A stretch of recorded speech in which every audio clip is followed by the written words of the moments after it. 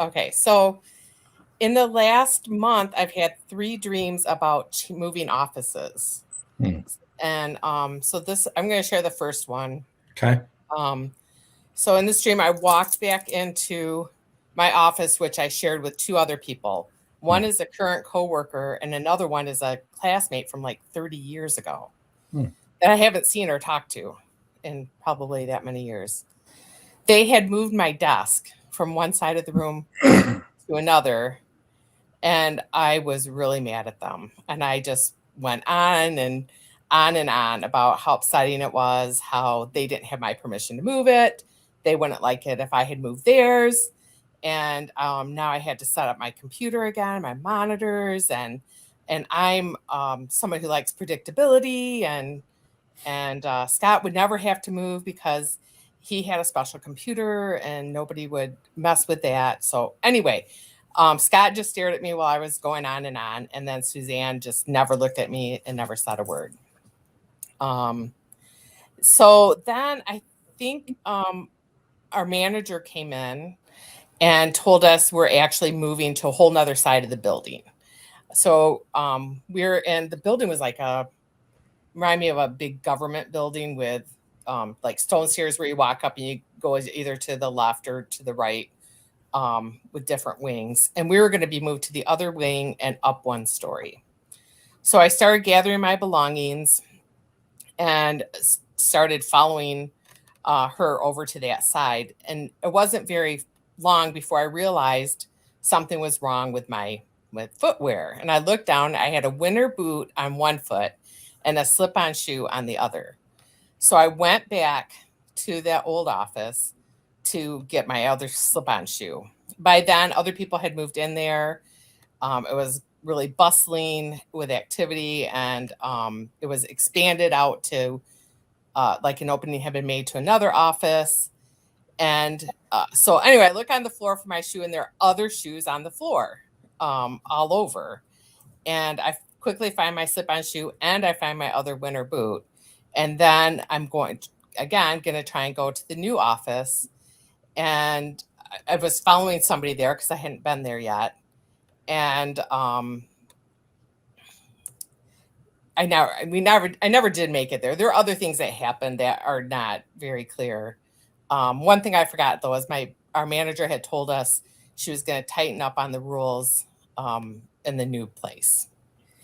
So that's the first dream about moving offices. It's a really interesting dream. There's something that happened to you 30 years ago in high school that is being replayed by a situation at work now.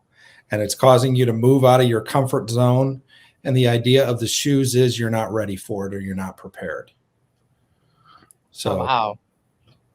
That's what it means in a nutshell. You probably Thank know. you for thinking I was in high school 30 years ago. I was actually in grad school. Well, you look like you could have been in high school 30 years ago. Very well could have. But yeah, so it's the idea of the person from 30 years ago as a timestamp of something that happened to you back then that probably freaked you out a little bit, strong enough that you'll remember.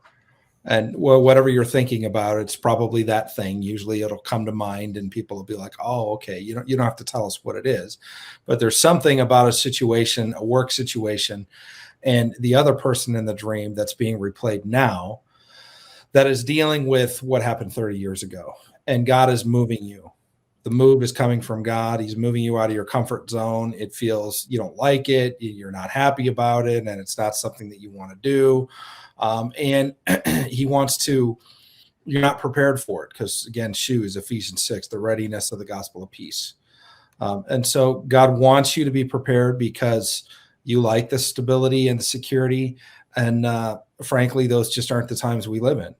And he wants you to be able to handle what's coming in the times that we live in and move in offices. You know, at the end of the day, it's just not that big of a deal. All and right. to not feel your pain, I just know that, you have a job, you have a place to go. You have, there's so many people that have less. Right. And the idea that you're moving it could also be an upgrade. That's the other thing, because you haven't seen the office yet. We don't think about that. We just think, I like where I'm at. Well, what if God wants to give you more? Mm-hmm. And sometimes he has to drag us kicking and screaming out of our comfort zone and give us more dreams or more visions or a stronger ministry or a gift of prophecy or even more resources and finances to handle. And it can be like a pain sometimes because it's not what we're used to. But the status quo is the enemy of growth. And so God wants you to get ready, get shoed up for the trip that you're going to take, because what I believe, and I just prophesied over you, is that the move is going to be an upgrade. It's going to be bigger and better. And at the end, when you get settled in, you're going to be like, I'm so glad I'm here and not at the last place. Awesome.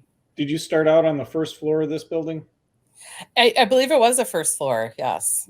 So you move, your new office is in the second story. Right. There's another story to this. Yes. Ah, I love that. And you are leveling up. Mm. Just like John said, it's a promotion. You're moving up. Okay. You're one step at a time, one floor at a time, but you'll be up to the top very soon. It's curious that you have two different sets of shoes. You know, your winter shoes and then slip-ons. You know, winter shoes are, you know, now's the winter of our discontent, and you seem kind of discontent here in your current position. But you've got one on each foot, so you're kind of prepared for two things, but not prepared for either. So you go back looking for your shoes, and you do find them amongst all the other shoes, because other people have been kicking off shoes and have their shoes mismatched too, because they're all over the floor.